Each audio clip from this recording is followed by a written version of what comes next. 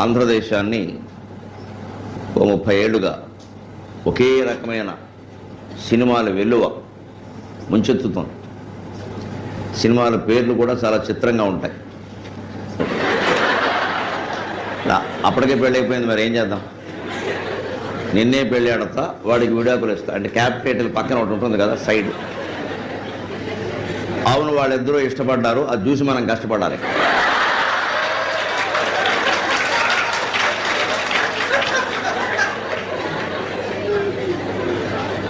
అన్నవరం తమ్ముడు శాపం అవుతాడు కదా. ఇంకా కొంచెం ఇష్టం, కొంచెం కష్టం. అంటే సినిమా చూడాలని కొంచెం ఇష్టం, పూర్తిగా చూడడం కష్టం.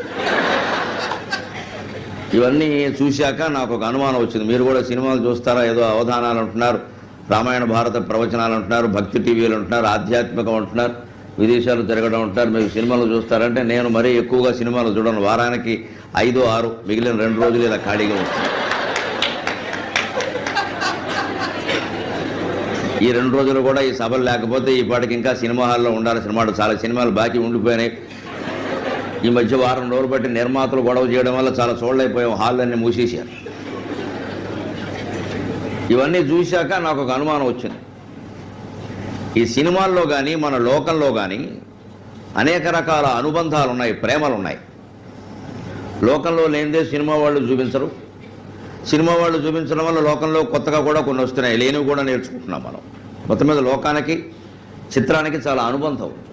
ఇందులో అన్నదమ్ముల ప్రేమలు ఉన్నాయి, అప్పచెల్లెళ్ళ ప్రేమలు ఉన్నాయి, మిత్రుల ప్రేమలు ఉన్నాయి, భార్యాభర్తల ప్రేమలు ఉన్నాయి, ప్రేయసీ ప్రియుల ప్రేమలు ఉన్నాయి. అవి ఎక్కువ ఉన్నాయి.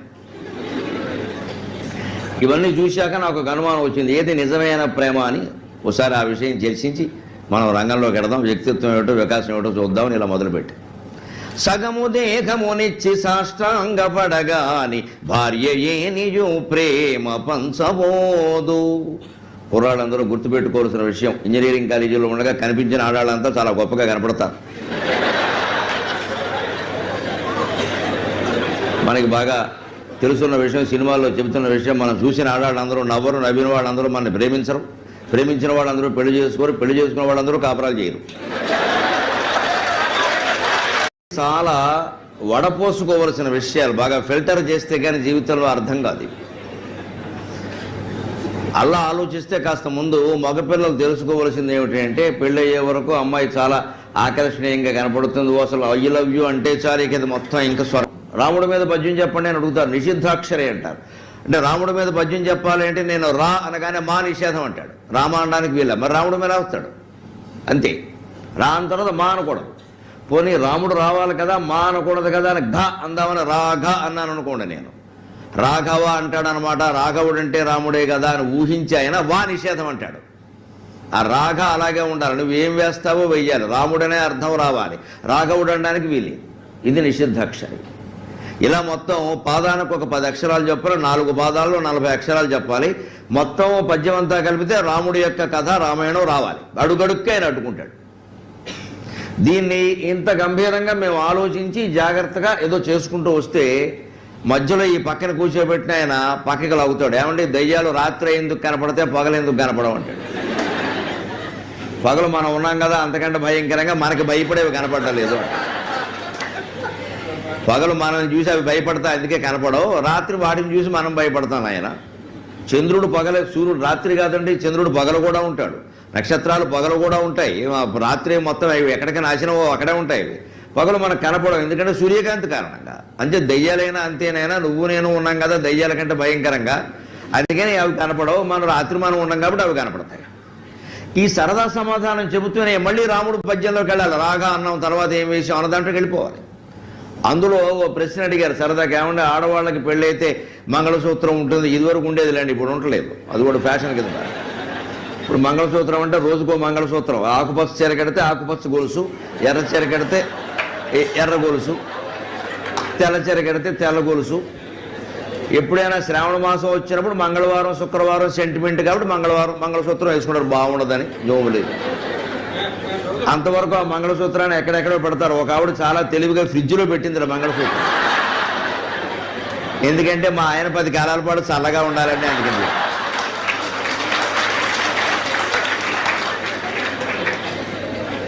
మళ్ళీ కష్టం కదా, మన చల్లగా ఉండాలి, అయితే వేడెక్కిపోతాడు బయటకు వచ్చాడు అని. ఆడవాళ్ళకి పెళ్ళైతే గుర్తుగా మంగళసూత్రం ఉంటుందండి, మగవాళ్ళకి పెళ్ళైతే ఏముంటుంది అన్నారు. పెళ్ళైతే గుర్తుండాలి కదా, మరి ఆడవాళ్ళకి గుర్తుగా మంగళసూత్రం ఉంటుందండి, మగవాళ్ళకి ఏముంటుందన్నారు. ఏడు మొహం ఉంటుంది చూసుకొని చెప్పాను.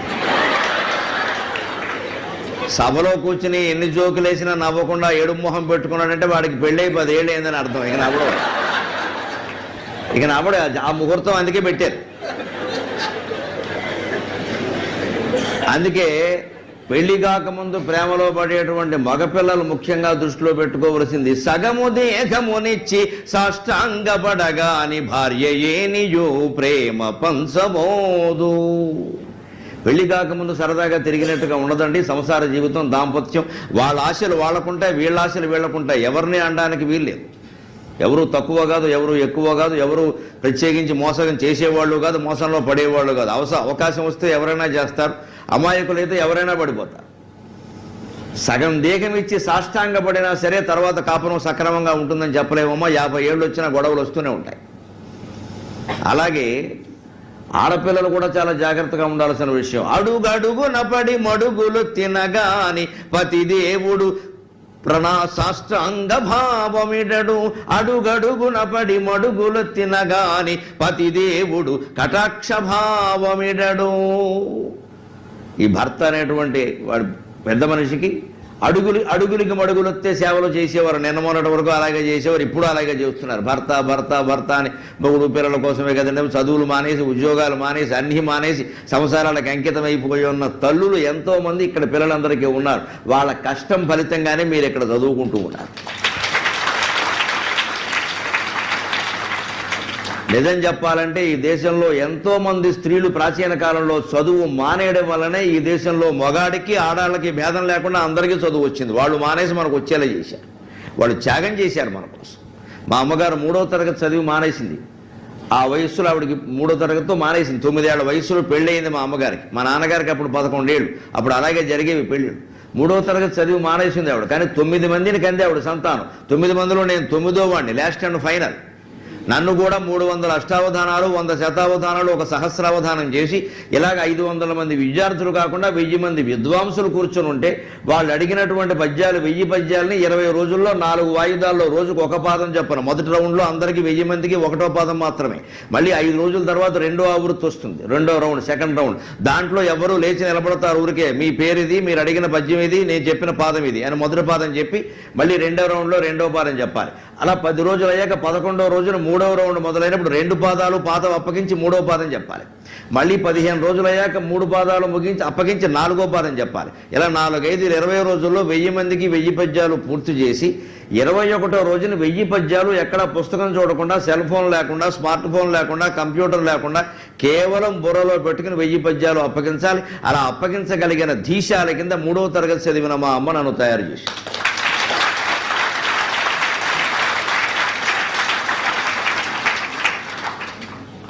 అంతంత సేవలు చేసినటువంటి స్త్రీలకి ఇచ్చిన బహుమతి ఏమిటండి? అడుగడుగున పడి మడుగులు తినగాని పతిదేవుడు కటాక్ష భావమిడడు. ఇవాళ స్త్రీలకి పురుషులకి అందరికీ చదువులు, ఉద్యోగాలు, హక్కులు, స్వేచ్ఛలు అన్నీ సమానంగా ఉన్నాయి కాబట్టి మనకు అనేక విషయాలు తెలవడం లేదు. కానీ పూర్వం మా కళ్ళతో మేము చూసామమ్మా, తన్నిన వాళ్ళు ఉన్నారు, కొట్టిన వాళ్ళు ఉన్నారు, జుట్టెట్టు గిడి చేసిన వాళ్ళు ఉన్నారు. ఆ తల్లులు ఆ కష్టాలన్నీ పడ్డారు, చాలా భయంకరంగా పడ్డారు. ఏమిటంటే ఏ జన్మలోనో చేసుకున్న పాపం అమ్మ అని సరిపెట్టుకున్నారు, అంతేగాని ఆత్మహత్యలు చేసుకోవాలి. ఆశ్చర్యకరమైన విషయం ఇది. ఇవాళ చిన్న మాట తల్లి అన్నా, తండ్రి అన్నా, భర్త అన్నా, భార్య అన్నా, ఎవరన్నా సరే వెంటనే శ్రీలింగి ఫేనాయ విద్మహే చున్నీ కంఠాయ ధీమహి అంతే. ఇంకా అదిగో నన్ను అంటావా సాయంత్రానికి నీ పేరు పేపర్లో రావాల్సిందే, మన ప్రాణమే పోయింది. శ్రీలింగి ఫేనాయ విద్మహే చున్నీ కంఠాయ ధీమహి తన్నో చావు ప్రచోదయాత్ అయిపోయింది, అంతే లెక్క. ఈ లెక్కని మా కాలంలో ఉన్న స్త్రీ పురుషులను గమనిస్తే వాళ్ళు రోజుకోసారి చేసుకోవాలి, రోజుకోసారి. ఏమీ లేకుండా బతికేరాడు. వాళ్ళు ఏమనుకున్నారంటే ఏదో ఉంటుంది సంసారం అన్నాక పిల్లల్ని కన్నాం, వాళ్ళని చూసుకోవద్దా. 9 మందిని కన్నారండి. నేను 9వ వాడిని. నేను అష్టావధానం చేసి 92 విజయదశమిలో 8 మంది పండితులను ఇలాగే వాళ్ళు అడిగిన ప్రశ్నలన్నిటికీ జవాబులు చెప్పి యామయ్యా మమ్మల్ని జయించావయ్యా అని ఇటువంటి పెద్దలందరూ కూర్చున్నవారంటే నేను చాలా సంతోషించి మా అమ్మ దగ్గరికి వెళ్ళి దండం పెట్టి అమ్మ నేను 8 మందిని జయించానే అన్న సరదాకి 30 ఏళ్ళ వయసు కదా మరి పొగరుంటుంది కదా అమ్మ నేను 8 మందితో పోటీ పడి నెగ్గానే అంటే ఆవిడ వెంటనే ఎందుకు నెగ్గవరా నిన్ను కనడానికి 8 రోజులు పట్టింది నాయన భయంకరమైన నొప్పులు పడ్డాను నేనని చెప్పింది ఆవిడ ఆ రహస్యం 8 రోజులు ఒక స్త్రీని ఒట్టినే ఓ చీర అలా లూజుగా వదులుగా కట్టి గోడకు నుంచోబెట్టారమ్మ నొప్పులు రావట్లేదు ఎందుకంటే అప్పటికే 8 మంది పిల్లలు నేను 9వ వాడిని పిండం బయటపడద్దా ఇప్పట్లో సిజేరియన్లు అవన్నీ ఏం లేవు కదా బయటపడాలి ఆ నొప్పిని భరించడం కదమ్మా ఇలా అనడానికి కూడా ఓపిక సరిపోవట్లేదు ఆవిడకి అందుకని బిడ్డ బయటికి రావట్లేదని నుంచోబెట్టారు పొద్దున్న 10 నుంచి సాయంత్రం 6 వరకు కేవలం అన్నం పెట్టి అదేం శిక్ష కాదు తప్పదు మరి ఆ రోజుల్లో అంతకంటే సాధనాలు లేవు ఆసుపత్రిలో ఏమున్నాయి ఇన్ని బాధలు పడి నేను కన్నానురా ఆ మాత్రం 8 మందిని జయించకపోతే ఎలా నాయన అంటే అప్పుడు నాకు అర్థమైంది ఇంకా నేను ఎంతమందిని జయించి ఆ తల్లిని ఆనందింపజేయాలో అర్థమైందిరా అందుకని నేను అష్టావధానాలు శతావధానాలు చేసుకుంటూ వెళ్ళి 100 మందిని కూడా జయించి 2 రోజుల్లో 3వ రోజున 100 పద్యాలు అప్పగించి 1000 మందిని కూడా జయించి 21వ రోజున 1000 పద్యాలు అప్పగించిన రోజున 96 మేలో నేను చేస్తే నాకు 40 ఏళ్ళు వయస్సు కూడా లేనప్పుడు నా తల్లి ఎదురుగా ఉండి చూసి బహుశా భగవంతుడు నన్ను బతికించింది ఇందుకోసమేరా అంది ఆవిడ నిన్ను నన్ను బతికించింది ఇందుకేనాయరా ఈ మహావైభవాలు చూడడానికి ఈ మేధాశక్తి ఎలా బయటపడుతుందిరా నేను 8 రోజులు గోడకు నుంచోకపోతే ఈ మేధాశక్తి ఎలా బయటపడుతుంది ఒక పండితుడు లోకానికి ఎలా అందుతాడు మామూలుగా పైనుంచి దిగుతారా కింది నుంచి పేర్కొంటూ వస్తారా సాధ్యం కాదే అని అందే అంత కష్టపడ్డారండి అటువంటి ప్రేమలు ఈరోజు ఉన్నాయా దయచేసి ఆలోచించండి మీరు పిల్లలైనా సరే పెద్ద మనసుతో ఆలోచించండి ఎంత సేవ చేసినా మీ భర్త మిమ్మల్ని ప్రేమిస్తాడనే నమ్మకం ఉందా పొద్దున్న 5 నుంచి రాత్రి 9 వరకు ఈ మగాడనే పెద్ద మనిషికి రేపు మీరు సేవలు చేస్తే వీడు ఊ అంటాడో ఆ అంటాడో ఇంకెవరికైనా ఊ అన్నాడేమో మనకేం తెలుసునమ్మా వీళ్ళ ఎవరి ఫోన్లు వెతికినా భూమండలం అంతా కనపడుతుంది అందులో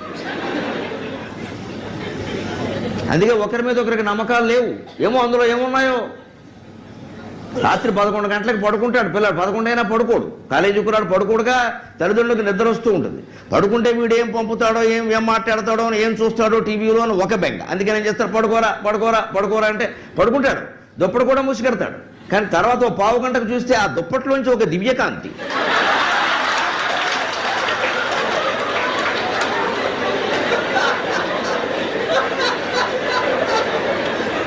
పడుకునే ఉన్నాడు దుప్పట్లో ఈ దివ్యకాంతి విశ్వరూప సందర్శన యోగ ఏకాదశోధ్యాయక భగవద్గీత ఏకాదశోధ్యాయం విష్ణుమూర్తి సందర్శనం ఏంటంటే ఏం జరుగుతుందో మీకు తెలుసు ఎందుకు వెలుగుతుందో స్మార్ట్ ఫోన్ లైట్ బ్రహ్మాండంగా వెలుగుతుంది అక్కడ అప్పుడు తండ్రికి అనుమానం వచ్చి తక్కువ దుప్పట తీసాడనుకో ఏం నొక్కుతాడో తెలియదు వీడిల్లు బంగారం కానీ వాళ్ళ అమ్మా నాన్న ఫోటో వచ్చేస్తుంది అక్కడ నొక్కుంది డాడీ అంటాడు ఏమిట్రా అంటే మిమ్మల్ని అమ్మని ఆరాధిస్తున్నాను